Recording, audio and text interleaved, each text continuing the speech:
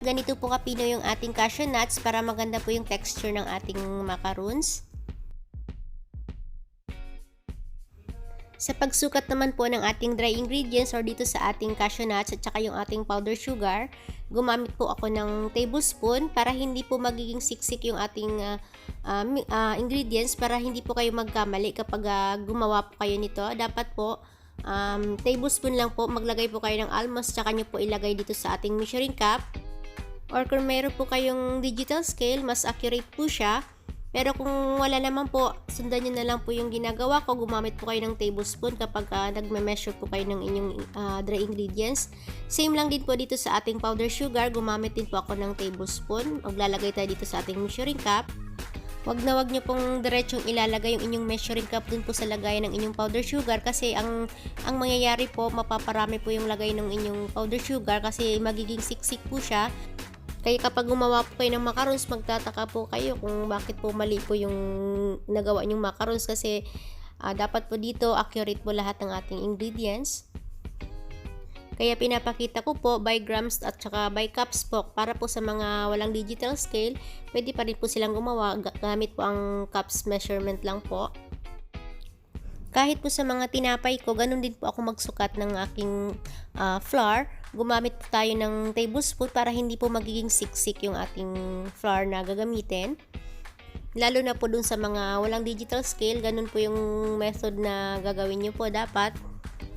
Ayan po, sasalain lang natin yung ating cashew nuts na giniling at saka yung ating powder sugar, para ayan po makikita nyo, meron pa tayong mga buo-buong cashew nuts na hindi po nagiling. Then pagkatapos nito, isa-set aside lang muna natin ito. Magsukat naman tayo ngayon ng ating egg whites at saka yung ating sugar. Para naman dito sa ating egg, kung galing po siya sa ref, dapat po 1 hour before kayong gumawa ng macarons, nakalabas na po siya sa ref para magiging room.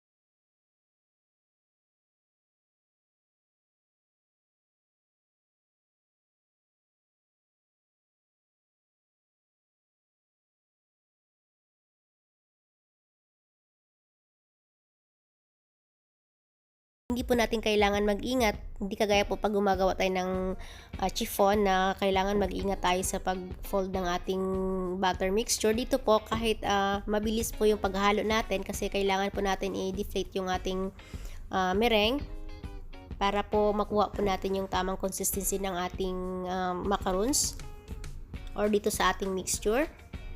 Bali, dalawang kulay po yung ginawa ko dito guys, kaya hindi ko po muna siyang hinalong maigi. Minix ko lang siya hanggang sa ma-absorb ng dry yung ating meringue. Then hinati ko na siya para maiwasan po nating ma-overmix. Then tatakpan din po natin ng towel para hindi po mag-dry yung ating nahati na mixture. Ayan po, tinakpan ko po ng towel. Then naglagay na ako dito ng coloring or kahit anong kulay po na gusto nyo. Then, ipapakita ko sa inyo ngayon yung hinahanap natin na tamang consistency na ng ating macarons. Pag ganito po na napuputol-putol pa siya, ibig sabihin hindi pa po ito ready. Check nyo rin po maya-maya guys yung inyong mixture, baka hindi nyo po namalayan na na-overmix nyo na pala. Ito na po yung hinahanap nating tamang consistency. Pag inangat nyo po yung spatula, nagpo-form po siya ng ribbon na hindi na po siya napuputol. Ibig sabihin ready na po ito. Ilalagay na natin siya ngayon dito sa piping bag. Then itatabi ko lang muna siya. Then lalagyan muna natin yung isa ng kulay. Tips ko lang pala guys, kapag first time nyo gumawa nito, wag po muna kayong gumawa ng maraming kulay. Isang kulay lang po, pwede na po kung nagpa-practice pa lang po kayo kasi pag matagal nating napahinga yung ating mixture, yung egg whites bumabagsak po, ang tendency po magiging malabnaw po yung ating mixture, hindi po matutuyo yung inyong macarons po. At saka po, bago po kayo mag-start, dapat naka-prepare na po yung inyong piping bag at saka yung inyong baking tray na may pattern para hindi na po natin matagalan yung pag-rest ng ating mixture, para hindi po siya lumabnaw. Para diretso na rin po natin i-pipe dito sa ating baking tray. Yung pattern po, pinrin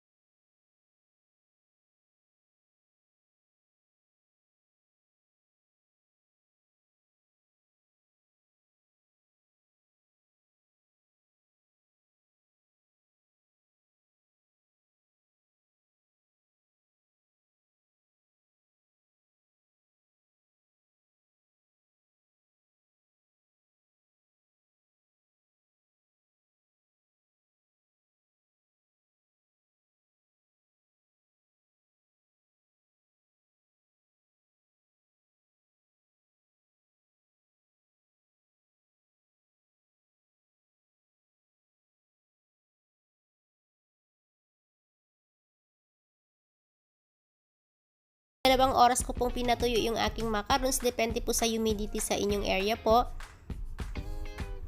Then, wag po nating kalimutan na tanggalin po yung pattern sa ilalim ng ating macarons. After 2 hours po, check po natin yung ating macarons kung tuyo na po siya. Hahawakan po natin yung gilid at saka yung gitna. Kailangan po tuyong-tuyo po yung ating macarons para magkaroon po siya ng paa. Ayan po, pag hinawakan nyo siya, wala na pong dumidikit sa inyong daliri, or medyo yung gilid niya medyo matigas-tigas na po at saka yung gitna. I-bake po natin ito sa ating naka-preheat na oven, 140 degrees Celsius po ng 12 minutes lang po.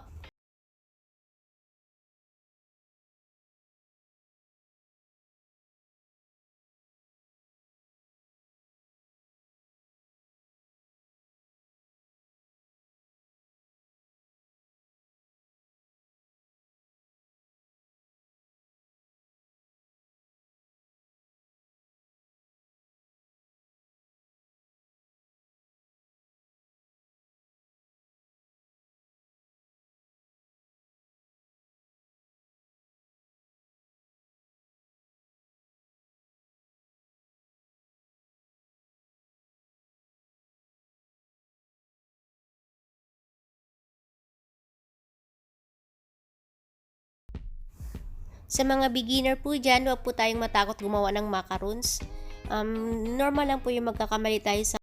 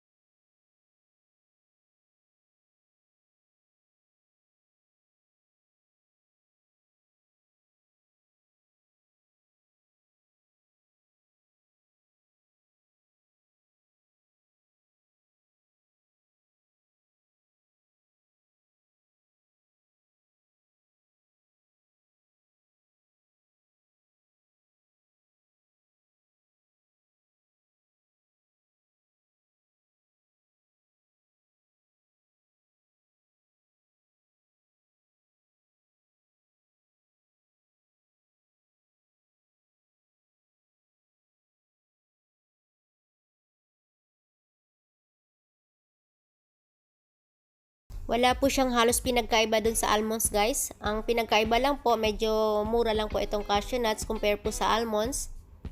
Since pareho lang naman po silang nuts, pareho po silang masarap. Kung pang regalo po, pwede nyo pong ilagay sa magandang box. Sana po nag-enjoy po kayo ngayon dito sa ating ginawang video. Kita-kits po tayo